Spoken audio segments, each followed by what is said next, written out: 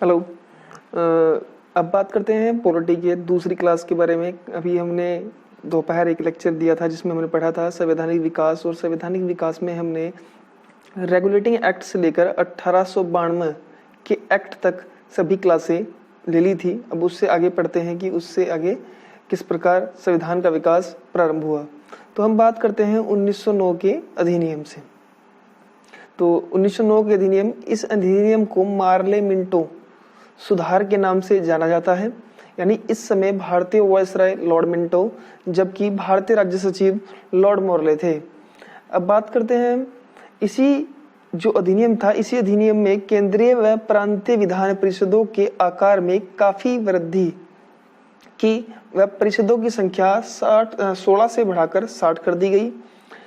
इसने दोनों स्तरों पर विधान परिषदों के चर्चा कार्यों का दायरा बढ़ा दिया। यानी इस अधिनियम में विधान परिषदों का दायरा थोड़ा सा बढ़ा दिया गया।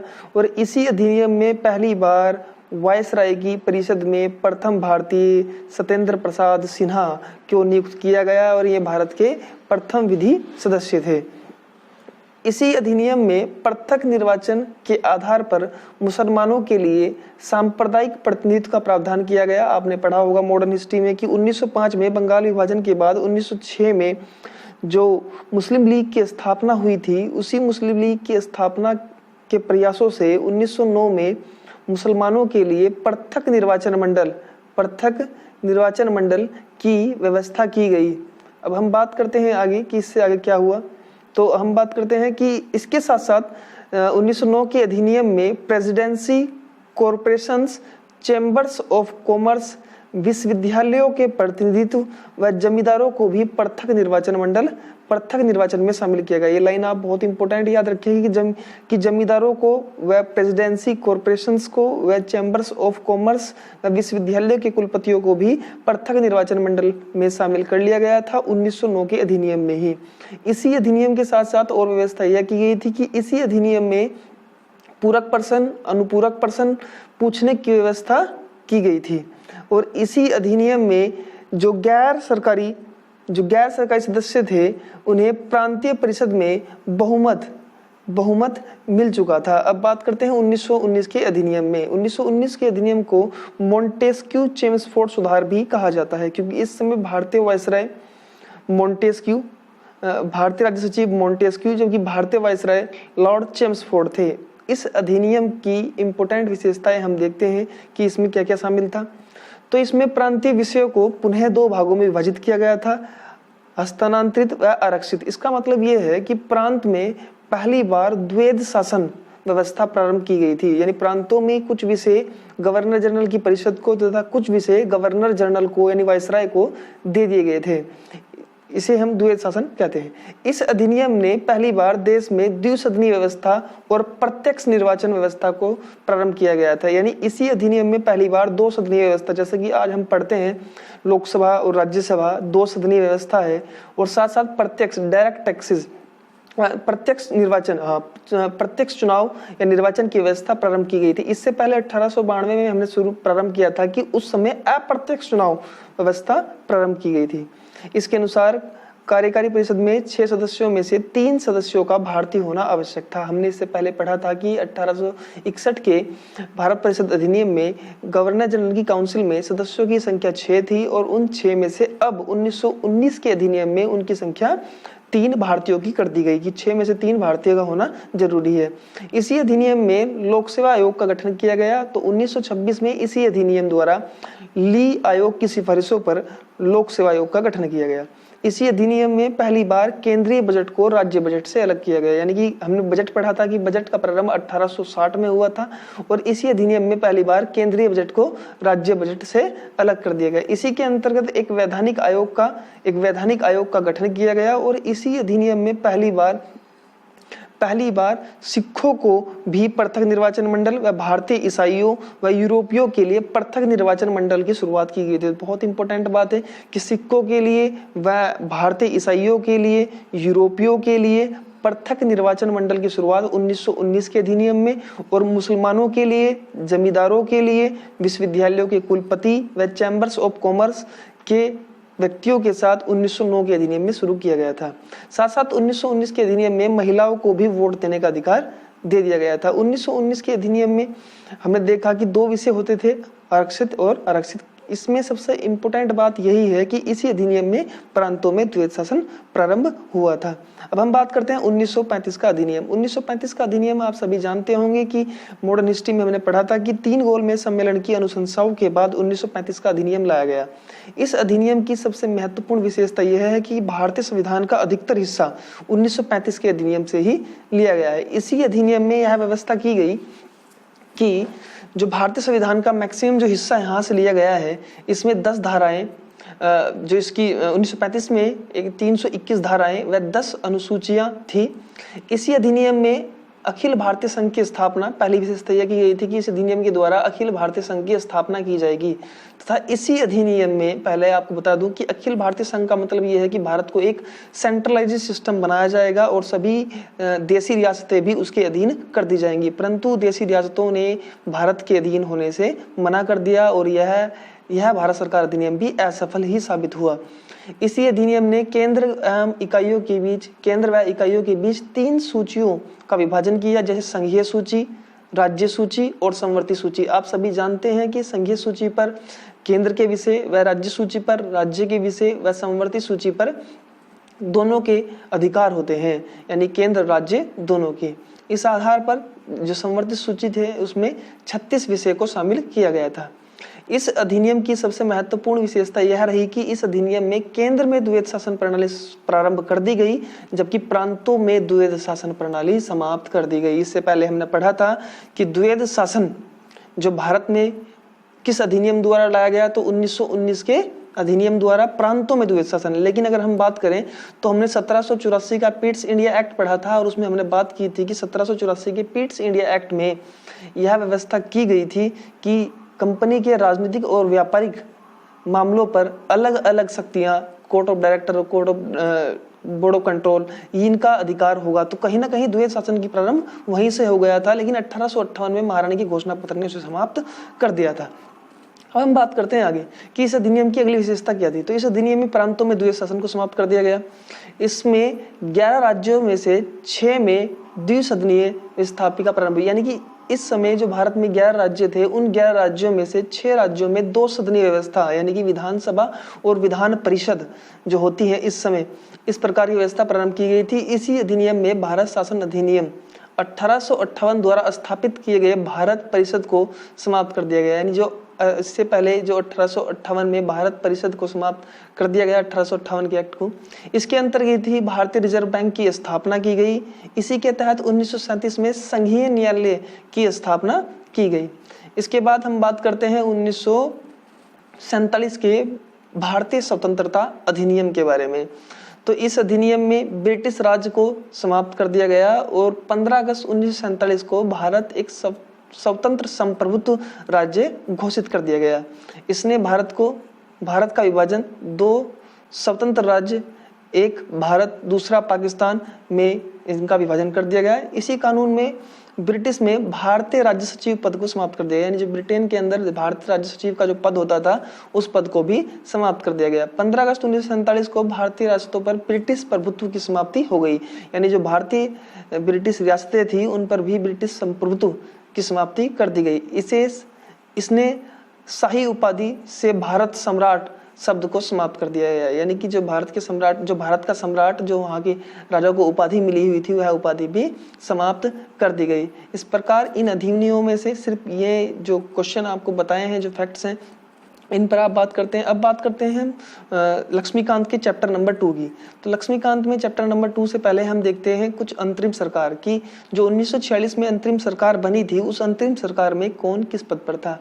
तो अंतरिम सरकार में जवाहरलाल नेहरू राष्ट्रमंडल व विदेशी मामलों के उपाध्यक्ष थे। अध्यक्ष गवर्नर जनरल ही था। ये मैं आपको फिर बता दूं कि अंतरिम सरकार में अध्यक्ष गवर्नर जनरल था। और सरदार वल्लभ भाई पटेल गृह व सूचना प्रसारण मंत्री थे। डॉक्टर राजेंद्र प्रसाद खाद्य एवं कृषि मंत्री थे। जॉन मैथाई उद्योग व नागरिक आपूर्ति मंत्री थे। जगजीवन राम श्रम मंत्री थे। सरदार बलदेव सिंह रक्षा मंत्री थे। और CH भाभा खान ऊर्जा मंत्री थे, लियाकत अली वित्त मंत्री थे और राजगोपालाचारी शिक्षा व कला मंत्री थे। आप इन्हें सबको देख सकते हैं। जोगेंद्र नाथ मंडल विधि मंत्री थे। अब हम बात करते हैं भारतीय स्वतंत्रता के बाद यानी भारत की आजादी के बाद जो पहला मंत्रिमंडल बना था उस समय कौन कौन मंत्री थे। तो भारतीय स्वतंत्रता के बाद भारतीय प्रधानमंत्री जवाहरलाल नेहरू और उन पर स्वतंत्र जो उन पर मंत्रालय थे, विदेशी मामले, वैज्ञानिक शोध व राष्ट्रमंडल।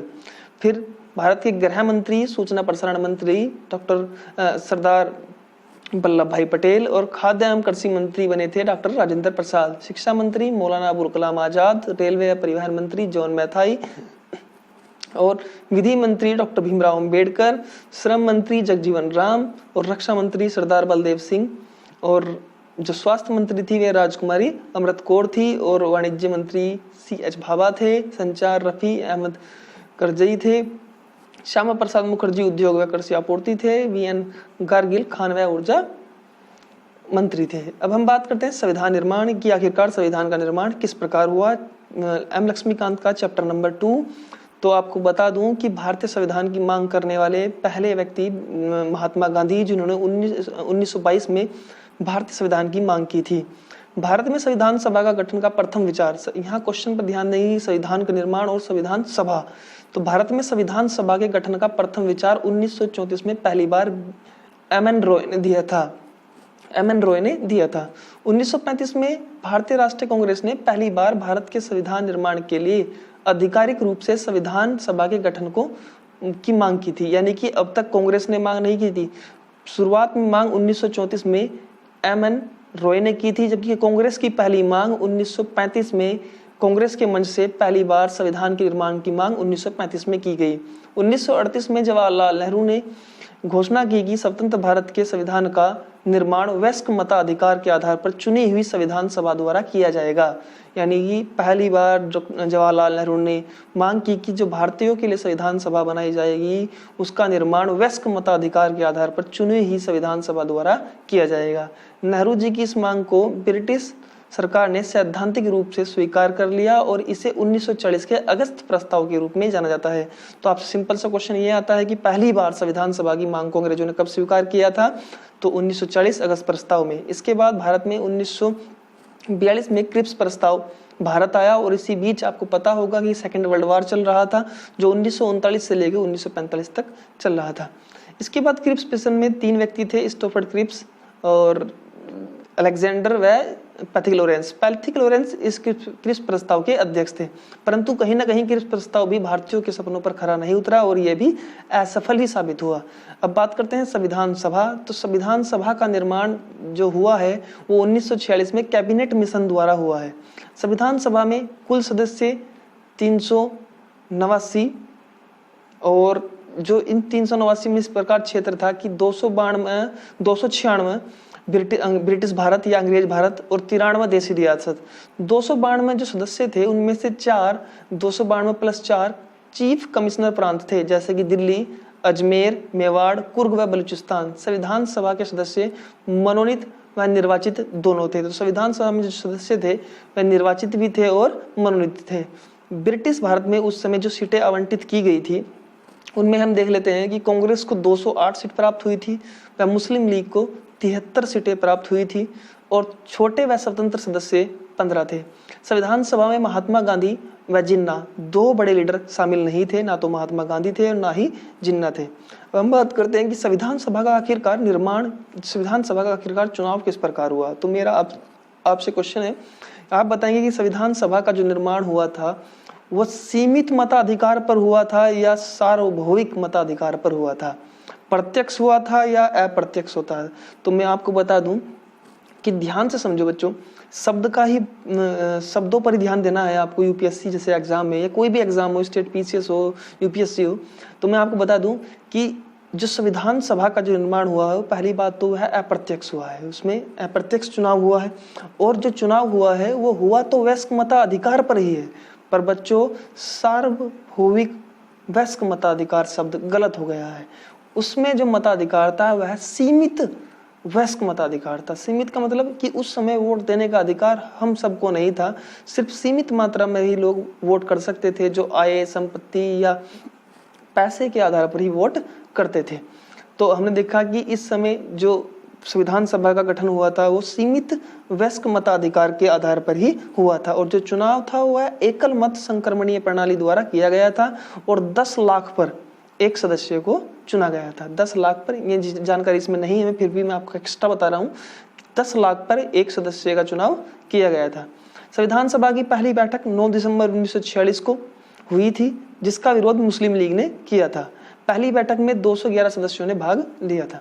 अब हम बात करते हैं संविधान सभा की कार्यप्रणाली। तो संविधान सभा के अस्थायी अध्यक्ष डॉक्टर सचिदानंद सिन्हा, यानी कि अगर हम बात करें अस्थायी अध्यक्ष का मतलब होता है प्रोटेम स्पीकर, तो प्रोटेम स्पीकर जो उस समय थे सचिदानंद सिन्हा, और जो संविधान के अगली बैठक हुई वो बैठक हुई थी 9 दिसंबर के बाद 11 दिसंबर 1946 को, और उस दिन संविधान सभा के अस्थायी अध्यक्ष जो बने थे उनका नाम है डॉक्टर राजेंद्र प्रसाद, और जो संविधान सभा के उपाध्यक्ष थे वे थे डॉक्टर HC मुखर्जी और VT कृष्णामाचारी। इसके बाद 9, 11 और 13 दिसंबर 1946 को, यानी तीसरे दिन हम बात करते हैं, पहली बैठक 9 दिसंबर को, दूसरी बैठक 11 दिसंबर 1946 को और तीसरी बैठक 13 दिसंबर 1946 को जवाहरलाल नेहरू ने संविधान में उद्देश्य का प्रस्ताव पेश किया। उद्देश्य का प्रस्ताव का मतलब ये है कि क्या भारतीय संविधान का उद्देश्य क्या होना चाहिए और किस आधार के लिए, यानी किसके लिए संविधान बनाना चाहिए और किस उद्देश्य पर इसे तैयार किया जाए। तो संविधान सभा में 13 दिसंबर 1946 को जवाहरलाल नेहरू ने उद्देश्य का प्रस्ताव पेश किया, जिसे KM मुंशी ने भारतीय संविधान की जन्म कुंडली, ये सभी क्वेश्चन जो मैं आपको बता रहा हूँ ये सभी एग्जाम में आए हुए हैं, जिसे KM मुंशी ने संविधान की जन्म कुंडली कहा है। इसके बाद हम बात करते हैं कि 22 जनवरी 1947 को इसे पारित कर दिया गया, कि उद्देश्य प्रस्ताव 22 जनवरी 1947 को पारित कर दिया गया। अब हम बात करते हैं संविधान सभा के अन्य कार्य। तो मई 1949 को राष्ट्रमंडल में भारत की सदस्यता, राष्ट्रमंडल आप जानते होंगे कॉमनवेल्थ, तो कॉमनवेल्थ में 1946 में भारत को इसकी सदस्यता मिल गई, और 22 जुलाई 1947 को राष्ट्र ध्वज को अपना लिया गया। अब हम बात करते हैं 24 जनवरी 1950 को राष्ट्रगान को अपनाया गया। ये डेट 26 जनवरी नहीं है, मैं आपको बार बार कह रहा हूँ कि आपको सिर्फ टर्मिनोलॉजी पर ध्यान देना है, इन डेट का बहुत ज़्यादा इंपॉर्टेंट यूज़ है। तो आपको बता दूं कि 24 जनवरी 1950 को राष्ट्रगान को अपनाया गया और 24 जनवरी 1950 को राष्ट्रगीत को अपनाया गया। 24 जनवरी 1950 को ही डॉक्टर राजेंद्र प्रसाद भारत के पहले राष्ट्रपति चुने गए। भारतीय संविधान 2 वर्ष 11 माह 18 दिन में बनकर तैयार हुआ, जिसे बनने में इतना समय लगा। 11 बैठकें हुई और लगभग 60 देशों के संविधान का अवलोकन करने के बाद, 114 दिन तक विचार विमर्श करने के बाद और 64 लाख रुपए खर्च करने के बाद भारतीय संविधान तैयार हुआ। 24 जनवरी 1950 को संविधान सभा की अंतिम बैठक हुई। अब इस संविधान को बनाने में जो समितियों का जो रोल है वह भी हमारे लिए इम्पोर्टेंट है, कि आखिरकार संविधान सभा का निर्माण में किस किस समिति का कितना बड़ा योगदान रहा। तो इन समितियों को आप ध्यान से समझें। पहली चीज देखते हैं संघ शक्ति समिति। तो संघ शक्ति समिति जवाहरलाल नेहरू और संघीय संविधान समिति भी जवाहरलाल नेहरू, यानी जहां भी आपको संघ की बात होगी, सेंटर की बात होगी, तो आप सभी को पता ही है कि सेंटर में सबसे पहले जवाहरलाल नेहरू ही शामिल हुए थे। इसकी बात करते हैं प्रांतीय संविधान समिति। तो प्रांतीय संविधान समिति के अध्यक्ष जो थे सरदार पटेल, और प्रारूप समिति के पहले अध्यक्ष डॉक्टर भीमराव अंबेडकर। यानी इंपोर्टेंट ये है कि संविधान का मसौदा समिति कौन सी थी? प्रारूप समिति, जिसके अध्यक्ष डॉक्टर भीमराव अंबेडकर। मौलिक अधिकार, अल्पसंख्यक व जनजातियों के बहिष्कृत क्षेत्रों के लिए सलाहकार समिति के अध्यक्ष थे सरदार पटेल। प्रक्रिया नियमन समिति, जो संविधान की प्रक्रिया व नियमन समिति बना रहे थे, वे थे डॉक्टर राजेंद्र प्रसाद। राज्यों के लिए समिति जवाहरलाल नेहरू। देखो प्रांतीय और राज्य दोनों, यहाँ बड़ा कंफ्यूजन होता है बच्चों, तो मैं आपको बार बार बता रहा हूँ, इन क्वेश्चनों पर ही आपको ध्यान देना है। तो राज्यों के लिए जो समिति है वह जवाहरलाल नेहरू, और संचालन समिति के अध्यक्ष थे डॉक्टर राजेंद्र प्रसाद। अब हम बात करते हैं प्रारूप समिति। तो प्रारूप समिति आप सबके लिए इंपॉर्टेंट है, कि प्रारूप समिति के बारे में आपको पता होना चाहिए। तो प्रारूप समिति में 1+6 यानी कि एक डॉक्टर भीमराव अंबेडकर, 6 अन्य मेंबर थे। तो उन 7 जो प्रारूप समिति में 7 मेंबर थे, उनका 7 का नाम याद करना अनिवार्य है। तो हम बात करते हैं अध्यक्ष डॉक्टर भीमराव अंबेडकर, दूसरे व्यक्ति थे N गोपाल स्वामी अंगर, तीसरे व्यक्ति थे अलादी कृष्ण स्वामी अय्यर, तीसरे व्यक्ति थे KM मुंशी, और सैयदुल्ला जो मोहम्मद सैयदुल्ला थे अगले व्यक्ति, और NM माधवराव और TT कृष्णामाचारी। जो टीटी कृष्णामाचारी है उन्होंने डीपी खेतान का स्थान लिया था और माधवराव ने जो स्थान लिया था वो था BL मित्र की जगह ये शामिल हुए थे।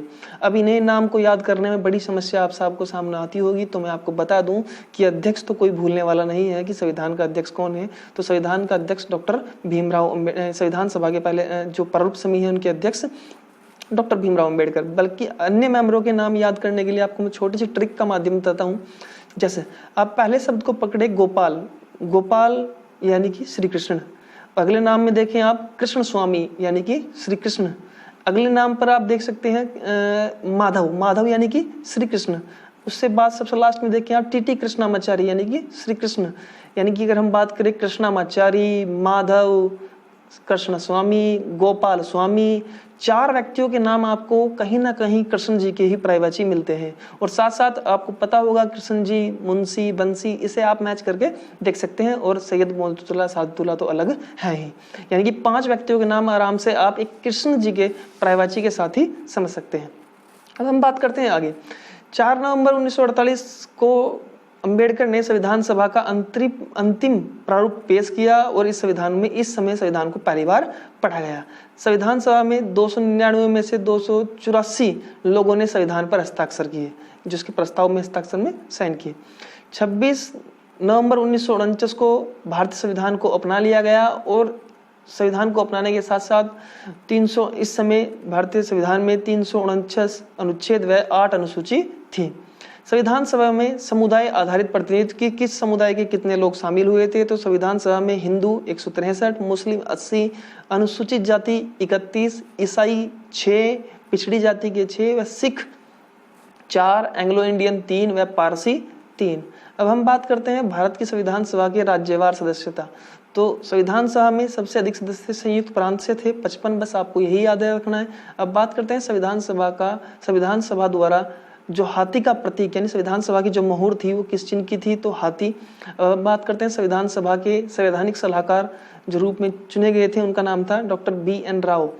BN राव के बारे में आपको बेसिक और जानकारी दे देता हूँ कि BN राव वे व्यक्ति हैं जिन्होंने जो कश्मीर के प्रधानमंत्री भी रहे हैं और सबसे इम्पोर्टेंट बात, इन्होंने बर्मा के संविधान में भी महत्वपूर्ण रोल निभाया है। बर्मा के संविधान के लिए भी संवैधानिक सलाहकार रहे हैं। और इनके बारे में और बात करूं तो ये जो UN में प्रतिनिधित्व है, UN में जब हैदराबाद पर भारत ने सैन्य कार्रवाई की थी तो उस समय भारत का प्रतिनिधित्व भी इन्होंने किया था। साथ साथ इंटरनेशनल कोर्ट ऑफ जस्टिस में ये भारत के प्रथम जज भी रहे हैं। तो इनका बहुत बड़ा योगदान है भारतीय संविधान में, हमें भूलना नहीं चाहिए। अब बात करते हैं भारतीय संविधान से संबंधित कुछ महत्वपूर्ण व्यक्तित्व, जैसे HVR अयंगर जो सचिव थे और LN मुखर्जी जो चीफ ड्राफ्टमैन थे भारतीय संविधान के और जिन्होंने लिखा था वे थे प्रेम विहारी नारायण और नंदलाल बोस व बिहारी लाल मूल संकरण व सजावट, जिन्होंने इनकी सजावट संविधान का सजावट व सौंदर्यीकरण किया है। अब बात करते हैं संविधान की विशेषता। लक्ष्मीकांत का चैप्टर नंबर 3 की आखिरकार भारतीय संविधान की विशेषता क्या है? तो पहली विशेषता तो यह है कि यह विश्व का सबसे लंबा लिखित संविधान है। मूल रूप से संविधान में इसमें 395 अनुच्छेद, 22 भाग व 8 अनुसूची थी, परंतु वर्तमान में 465 अनुच्छेद हो चुके हैं और 25 भाग व 12 अनुसूचियां हैं। संविधान 2 प्रकार के होते हैं, लिखित संविधान, और दुनिया का पहला लिखित संविधान अमेरिका का है और दूसरे संविधान होते हैं अलिखित संविधान ब्रिटेन का जैसे, और दुनिया का सबसे बड़ा लिखित संविधान भारत के पास है। अब हम बात करते हैं संविधान के विस्तृत होने के कारण कि आखिरकार संविधान इतना बड़ा क्यों है, भारत का संविधान लिखित इतना बड़ा क्यों है? तो पहली बात तो भारत की जो भौगोलिक विस्तार या विविधता है वो यहाँ बहुत ज्यादा है। ऐतिहासिक पृष्ठभूमि इसकी बहुत बड़ी थी, 1935 के अधिनियम में हमने बात की थी, और जम्मू कश्मीर का अलग संविधान, यह अलग विशेषता है। संविधान में कानून विशेषज्ञों का प्रभुत्व, यानी कि जो का संविधान निर्माण कर रहे थे उनमें मैक्सिमम जो सदस्य थे वे सभी वकील थे। यह भी एक अनुमान लगाया जाता है कि यह वकीलों का ही संविधान है। अब बात करते हैं विभिन्न स्तंभों से विविध, यहाँ ढांचागत हिस्सा 1935 के अधिनियम से लिया गया है, और संविधान का दार्शनिक भाग जो मौलिक अधिकार, अगर हम दार्शनिक भाग की बात करें तो भारतीय संविधान के 2 भाग हैं। दार्शनिक के रूप में हम देखते हैं तो यहाँ मौलिक अधिकार जो अमेरिका से लिए गए हैं और DPSP जो आयरलैंड से लिए गए हैं, और तीसरी विशेषता राजनीतिक भाग। तो कहा जा सकता है कि इस कारण भी यह विभिन्न स्रोतों से विनिहित है। अब बढ़ते हैं भारतीय संविधान को कि भारतीय संविधान कठोर है या नियमिता है या अनियमिता में समन्वय है, कि भारतीय संविधान कठोर है या लचीला। तो अगर हम बात करते हैं तो भारतीय संविधान कठोरा व लचीला दोनों ही है, यानी यह ब्रिटेन के साथ नमे यानी कि कमजोर लचीला, और भारत का जो संविधान है वह लचीला व कठोर दोनों हो, और अमेरिका का संविधान कठोर है। तो इन दोनों का संगम भारतीय संविधान में पाया जाता है। इसे हम देख सकते हैं कि भारतीय संविधान में जो संविधान संशोधन की जो विशेषताएं हैं, तो संविधान संशोधन यहाँ विशेष प्रस्ताव विशेष अधिवेशन से होते हैं, यानी विशेष अधिवेशन का मतलब ये है कि उपस्थित सदस्यों का 2/3 पर कुल बहुमत का आधे से एक अधिक होना, यानी किसी भी बिल को पास करने के लिए आधे राज्यों की सहमति भी आवश्यक है। तो यह कठोर भी है, परंतु कहीं ना कहीं साधारण मेजोरिटी से भी बिल पास किए जाते हैं, इसलिए यह लचीला भी है। अब हम बात करते हैं भारतीय संविधान की ओर एकता की ओर झुकाव के साथ संघीय व्यवस्था। वैसे तो भारतीय संविधान एक संघीय व्यवस्था है, आप सभी को पता होगा। भारतीय संविधान संघीय सरकार की स्थापना करता है। सेंटर संघीय का मतलब यह है कि भारत के संविधान में राज्यों को भी अधिकार दिए गए हैं, राज्य भी अपने लिए नियम कानून बना सकते हैं, राज्य की अपनी एक खुद की सरकार होती है। परंतु भारतीय संविधान की सबसे बड़ी विशेषता, सबसे बड़ी संख्या एकात्मकता और गैर संघीय लक्षण विद्यमान है, यानी भारतीय संविधान कहीं ना कहीं एकात्मकता की ओर झुकाव रखता है। जैसे अगर हम बात करें तो भारतीय संविधान में कहीं भी संघीय शब्द का प्रयोग नहीं किया गया है। भारत का उल्लेख राज्यों का, भारत का संविधान का अनुच्छेद 1 कहता है कि राज्यों का एक संघ के रूप में कहा गया है अनुच्छेद 1 को। तो इससे हम अनुमान लगा सकते हैं कि जैसे कि राज्यपाल की नियुक्ति केंद्र की ओर से होती है, और ICS, IPS जितने भी प्रशासनिक अधिकारी होते हैं वे भी सब केंद्र के होते हैं। समवर्ती सूची में हम देखें तो अधिकार ज़्यादा केंद्र को दिया गया है। संघीय सूची के अगर विषय देखें तो मैक्सिमम विषय केंद्र पर अधिक विषय हैं राज्य की अपेक्षा। अगर हम वित्त आयोग की नियुक्ति देखें तो वो भी राज्य केंद्र द्वारा की जाती है, यानी कि निर्वाचन आयोग की नियुक्ति देखें तो वो भी केंद्र द्वारा की जाती है। तो कुल मिलाकर कहा जा सकता है कि कहीं ना कहीं भारतीय संविधान है तो संघीय ही, परंतु जो उसका झुकाव है वो कहीं ना कहीं केंद्र की और है, जो एक अलग ही विशेषता है भारतीय संविधान की।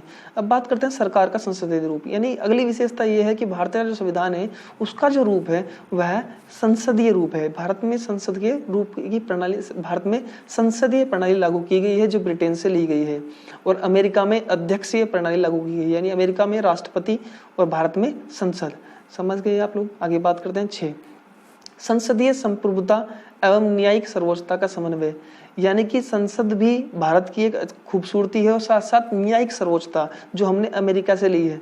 यानी कि संसद भारत में शक्ति तो रखती है पर उसके पास असीमित शक्ति नहीं है कि वह चाहे तो कोई भी कानून बना सकती है, ऐसा कुछ नहीं है। क्योंकि जो भी कानून संसद द्वारा बनाया जाएगा वह न्यायिक समीक्षा से परे नहीं होगा और उस पर न्यायिक समीक्षा हो सकती है, सुप्रीम कोर्ट उसकी जांच कर सकता है, यानी कि न्यायिक सर्वोच्चता का समन्वय है। भारतीय संविधान में सर्वोच्च पर सुप्रीम कोर्ट है। एकीकृत व स्वतंत्र न्यायपालिका, भारत में एकीकृत यानी कि एक की ओर आकर्षित केंद्रित जो विशेषता है न्यायपालिका की, एक सुंदर व्यवस्था, और स्वतंत्र, हमारी न्यायपालिका एक स्वतंत्र है, जैसे सुप्रीम कोर्ट, हाई कोर्ट और डिस्ट्रिक्ट कोर्ट, तो सभी का झुकाव कहीं ना कहीं सुप्रीम कोर्ट की ओर होता है। मौलिक अधिकार जो भारतीय संविधान की अगली विशेषता है, हमारे संविधान में हमें मौलिक अधिकार दिए गए हैं, जैसे समानता का अधिकार आर्टिकल 14 से लेकर 18 तक, स्वतंत्रता अधिकार 19 से लेकर 22 तक, शोषण का अधिकार 23 से लेकर 24 तक, और धार्मिक स्वतंत्रता 25 से 28 तक, संस्कृति व शिक्षा का अधिकार 29 से 30 तक, संवैधानिक उपचार आर्टिकल 32। अनुच्छेद 20 और 21 को छोड़कर बाकी जो मौलिक अधिकार में स्थगित किए जा सकते हैं, लेकिन 20 और 21 आपातकाल में भी स्थगित नहीं किए जाते। अगली 9th विशेषता भारतीय संविधान की यह है कि हमें DPSP यानी राज्य को नीति निर्देशक तत्व दिए गए हैं, जिन्हें 3 भागों में विभाजित किया जा सकता है, सामाजिक, गांधीवादी व उदारवादी। इनका उद्देश्य सिर्फ यह है कि यह कल्याणकारी राज्यों की स्थापना करेगा। अब बात करते हैं मौलिक कर्तव्य, साथ साथ हमारे अधिकारों के साथ साथ हमारे पर दायित्व भी बनता है। यानी कि मौलिक अधिकारों और मौलिक कर्तव्यों में अगर आपसे कोई पूछे तो क्या नेचर बनता है, तो नेचर की सिंपल सी बात यह है कि अगर आपके पास अधिकार है तो उन अधिकारों के साथ साथ आपके पास कुछ दायित्व भी होने चाहिए। तो मौलिक अधिकार ये हमारे दायित्व हैं। क्या दायित्व हैं? तो मूल संविधान में मौलिक अधिकार का कोई उल्लेख नहीं था, यानी मूल संविधान जब लिखा गया था कोई इनका कोई उल्लेख नहीं था, परंतु 42वें संविधान संशोधन के द्वारा 1946 में स्वर्ण सिंह समिति के द्वारा मौलिक अधिकार जोड़े गए। और मैं आपको बता दूं कि स्वर्ण सिंह समिति के द्वारा मौलिक अधिकार की जो सिफारिश की गई थी वो मात्र 8 थे, लेकिन हमने उस समय 10 मौलिक अधिकार जोड़े थे। 11वां मौलिक कर्तव्य हमने 86वें संविधान संशोधन 2002 में जोड़ा था। अगली विशेषता भारतीय संविधान की, अगली खूबसूरती यह है कि भारतीय संविधान एक धर्मनिरपेक्ष राज्य है। यानी भारतीय संविधान एक धर्मनिरपेक्ष राज्य है। जो धर्मनिरपेक्ष, मैं आपको बता दूं, धर्मनिरपेक्ष का मतलब यह है कि भारत का कोई प्रॉपर एक धर्म नहीं है, ना तो यह हिंदू देश है, ना ही ये मुस्लिम देश है। यहाँ सभी को अपने धर्म का प्रचार प्रसार, धर्म को मानने की स्वतंत्रता है। जैसे हम पढ़ते हैं आर्टिकल 25, सबको अपने धर्म का प्रचार प्रसार करने की स्वतंत्रता है। आर्टिकल 26, सबको अपने धर्म का मैनेजमेंट प्रबंधन करने की स्वतंत्रता है। आर्टिकल 27 कि सभी को अपने धर्म में, सभी धार्मिक संस्थाओं को टैक्स से छूट दी गई है। और आर्टिकल 28 जिसमें कहा गया है कि प्रत्येक व्यक्ति को, आर्टिकल 28 में कहा गया है कि किसी भी सरकारी संस्थान में धार्मिक शिक्षा नहीं दी जाएगी। और आर्टिकल 44 में भी यही कोशिश की गई है कि जो सामाजिक नागरिक संहिता है, जिसे आप कहना आर्टिकल 44 कहते हैं, धारा 44 कहते हैं, तो ये धारा 44 में सभी को समान नागरिक संहिता की बात की गई है। तो ये भी कहीं ना कहीं धर्मनिरपेक्ष राज्य की ओर ही इशारा करता है।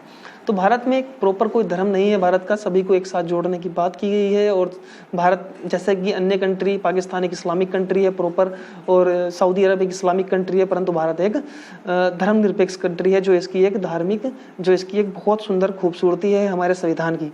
अगली विशेषता देखते हैं हमारे संविधान की क्या है। तो हमारे संविधान की अगली विशेषता सार्वभौमिक वयस्क मताधिकार। तो हमारे देश में सभी को वोट देने का अधिकार है। जिन व्यक्तियों की भी आयु 18 वर्ष हो चुकी हो, 18 वर्ष से अधिक व्यक्ति को वोट देने का अधिकार है। 1989 में 61वें संविधान संशोधन में 1988 में मतदान करने के लिए उम्र 21 से घटाकर 18 कर दी गई थी। यह संविधान के अनुच्छेद 326, आर्टिकल 326 के तहत बनाया गया है। अगली बात करते हैं भारतीय संविधान की, अगली खूबसूरती है एकल नागरिकता। यानी हम सिर्फ भारतीय हैं, ना कि हम उत्तराखंड के निवासी या यूपी के निवासी। जैसे कि अगर आप देखें तो अमेरिका एक फेडरेशन सिस्टम है, और वहाँ 2 प्रकार की नागरिकता है, एक राज्य की और एक केंद्र की। यानी कि वहाँ केंद्र की अलग नागरिकता होती है और राज्य की अलग होती है। लेकिन भारत के अंदर सिर्फ एकल नागरिकता का प्रावधान है, और हम सिर्फ भारतीय हैं, इससे ऊपर कुछ नहीं। अब बात करते हैं स्वतंत्र निकाय। तो भारत के अंदर कुछ संस्थाएं ऐसी हैं जो स्वतंत्र निकाय हैं, जो 70 साल से लगातार अपनी स्वतंत्रता को बनाए रखे हैं, लगातार निष्पक्ष इस देश के लिए काम कर रही हैं। जैसे इलेक्शन कमीशन, कैग नियंत्रण महालेखा परीक्षक, यूपीएससी, संघ लोक सेवा आयोग और स्टेट पीसीएस। यानी कुल मिलाकर कहा जाए तो ये भी सब हमारे देश की एक खूबसूरती है। हमारे संविधान की अगली विशेषता भारतीय संविधान की यह है कि इसमें आपातकाल प्रबंध है। राष्ट्रीय आपातकाल आर्टिकल 352, राज्य आपातकाल जिसे हम राष्ट्रपति शासन बोलते हैं, राष्ट्रपति शासन आर्टिकल 356 और 365। यानी कि 365 में विशेषता बताई गई है कि किस आधार पर लगाया जाता है, और 356 के तहत लगता है। मैं आपको बता रहा हूँ कि 365 में बताया गया है कि आखिरकार आधार क्या होगा राष्ट्रपति शासन का, और 356 के तहत लगता है। दोनों अनुच्छेद आपको याद रखने हैं। अगली बात करते हैं वित्त आपातकाल। 360। ये भी हमारी संविधान की एक विशेषता है। और आपातकाल के दौरान केंद्र में सत्ता, यानी आपातकाल के दौरान सत्ता केंद्र के हाथों में चली जाती है। अगली विशेषता भारतीय संविधान की यह है कि यहाँ त्रिस्तरीय सरकार है। यानी कि एक बहुत सुंदर सा बात करें तो यहाँ केंद्र में केंद्र सरकार, राज्य में राज्य सरकार, और तीसरे स्तर पर पंचायत का निर्माण किया गया है। यानी पंचायत को भी यह अधिकार दिया गया है। पंचायत जो भारतीय संविधान की खूबसूरती है, उस 1992 में 73वें संविधान संशोधन के द्वारा पंचायत को, और 74वें संविधान संशोधन के द्वारा नगर पालिका को भारतीय संविधान में शामिल किया गया है। तो हम कल बात करेंगे, कल 10 बजे क्लास लेंगे हम प्रस्तावना की। और मेरा आपसे अनुरोध है कि आप सभी इन वीडियो को ज़्यादा से ज़्यादा लाइक करें। और प्लीज़ बच्चों, जो 20 दिन का कोर्स मैं चाहता हूं कि पॉलिटी आपकी कंप्लीट हो, ये पूरी कंप्लीट करवाने के लिए मेरी मदद करें। और आप सब ज़्यादा से ज़्यादा शेयर करें, लाइक करें, और प्लीज़ अपने कमेंट करें, कमेंट में क्वेश्चन पूछें, और ज़्यादा से ज़्यादा लाइक करें और ज़्यादा से ज़्यादा शेयर करें। Thank you.